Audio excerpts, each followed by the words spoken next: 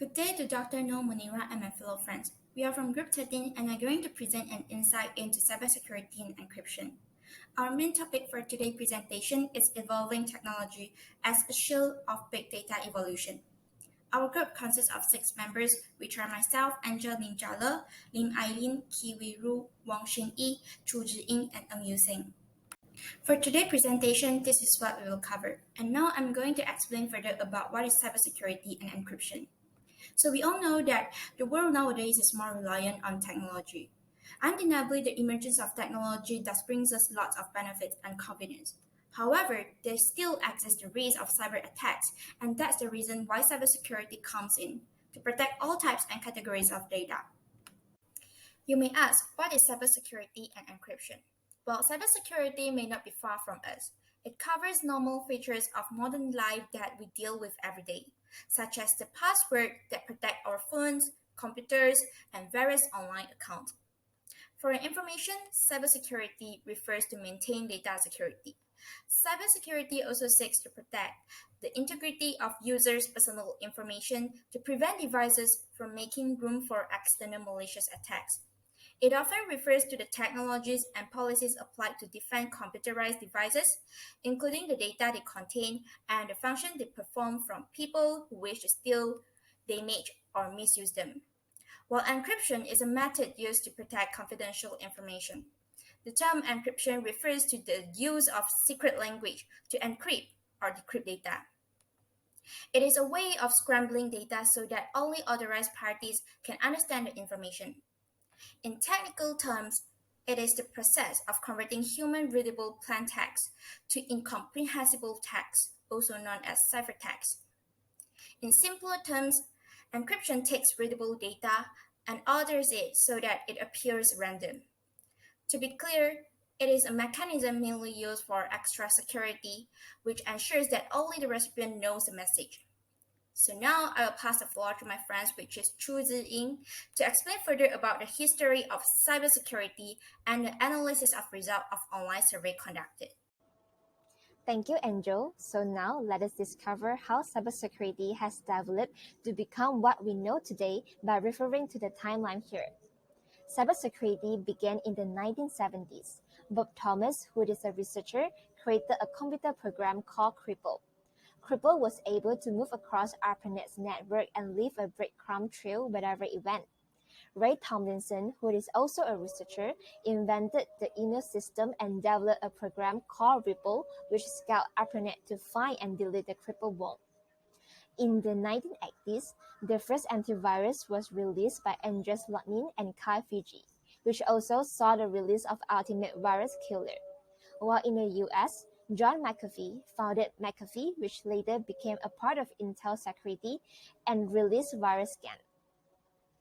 Moving on to the 1990s, more people started to put their information online, and this seems like a potential source for organized crime organizations to steal their personal information through the web.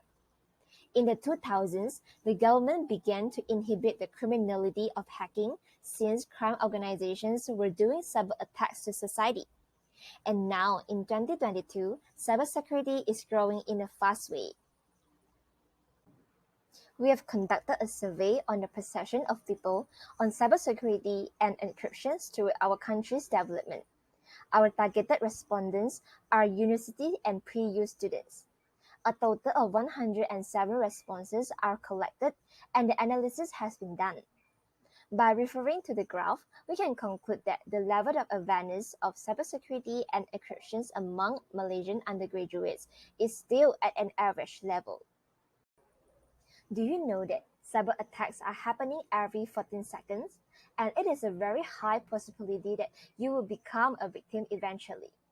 From the survey, most of the respondents agree that it is important for us to gain knowledge about cybersecurity as it plays an important role in our country's socio-economic development.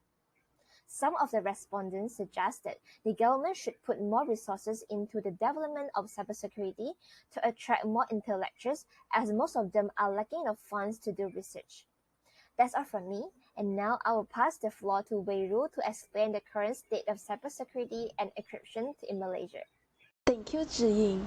And now I'm going to tell you how the current state of science and technology development of the driver in Malaysia is. The government now has to deal with cyber threats, not just at the personal and financial gain, but also threats from state-sponsored actors aimed at critical targets of national importance. The reported cybercrimes increased 127% within 1 year period. In order to tackle with this threat, some initiatives have been taken. For example, the National Cybersecurity Policies (NCSP) formed in 2006. The objective is to address the risk of the Critical National Information Infrastructure (CNII). Besides that, the National Cybersecurity Agency (NACSA) also established to further reaffirm the growing importance of cyber issues to Malaysia's national security. For your information, NACSA is dedicated agency that oversees all national cybersecurity functions formed under the aegis of National Security Council (NSC). Another important cybersecurity initiative that has been conducted for the past decade is National Cyber Crisis Exercise, also known as XMAIA.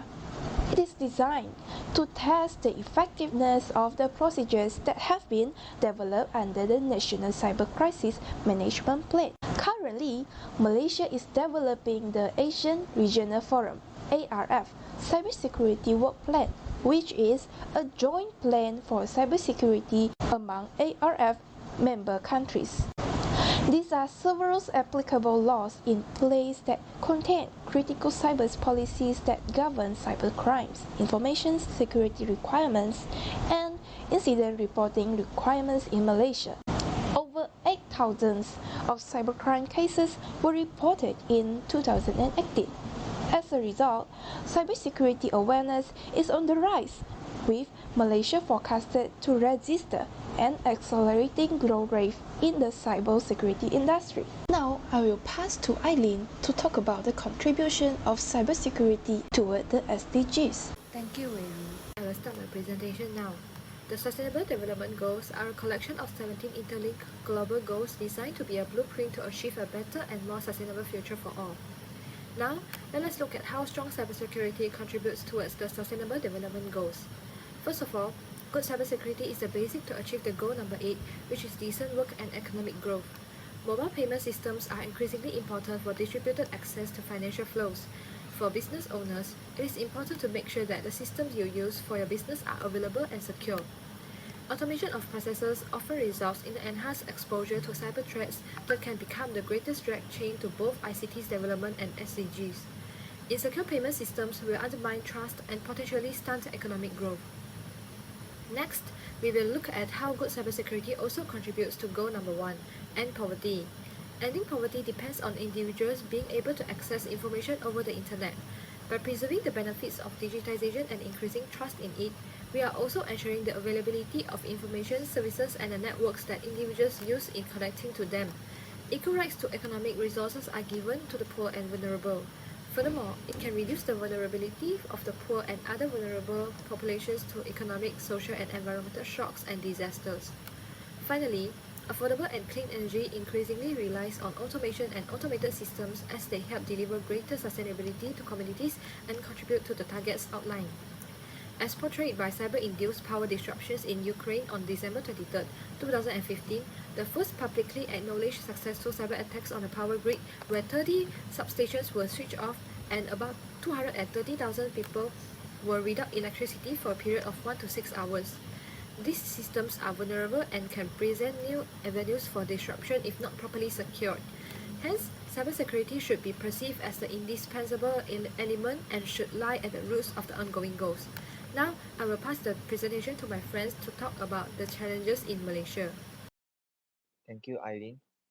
Challenges of implementing and developing cybersecurity technology in Malaysia can be generally categorized into three different aspects, which are people, process, and technology. First of all, our country have insufficient skillful and knowledgeable human resources in this field. As the cyber threats are always evolving, we have to keep learning some up-to-date knowledge in order to deal with the threats. Next, another challenge of cybersecurity development is the irresponsibility of humans.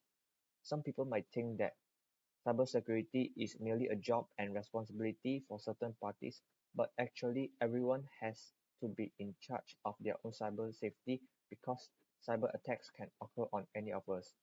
The last challenge from the aspect of people is human error.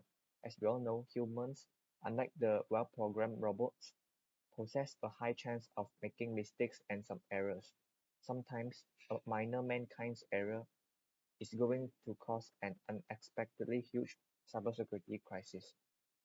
Moving on to the process aspect, the first challenge is lack of implementation.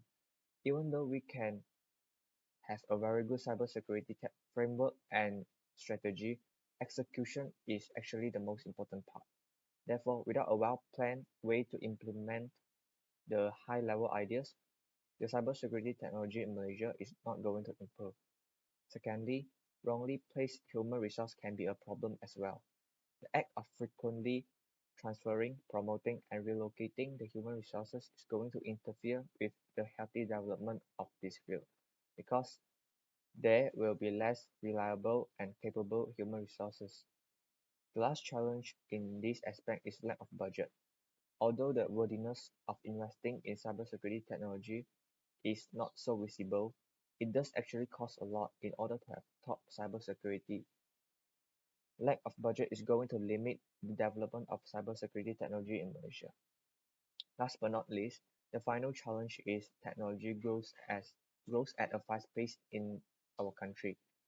With the more advanced technology, the cyber threats are always improving. There's no exact solution to counter a whole new cyber threat. Thus, we have to non-stop creating and learning the newer cybersecurity skills and knowledge to keep ourselves away from the new cyber attacks. Now, I will pass to my groupmate Grace to talk about some recommendations to solve these challenges. Thank you, Yew Seng, for talking about the challenges of cybersecurity and encryption. Now I'm going to talk about the recommendation on how should Malaysia move forward in cybersecurity and encryption. To overcome the problem of lack of skills, the human resources needed to be trained and also be exposed to utilize the hands-on skill set. This will help in terms of understanding the latest trends in cyber threats and also the solutions and mitigation available. Training and certification are an ongoing process to train and update human resources with the latest skill. In security, knowledge and skills have to be constantly updated as cyber threats are ever evolving. Next, we responsible area organizations need to do their part to mitigate risks, as cybersecurity is everyone's responsibility, not just the IT or security department. Some roles and responsibilities can be centralized and consolidated. For cybersecurity to be effective, the effort should be collective.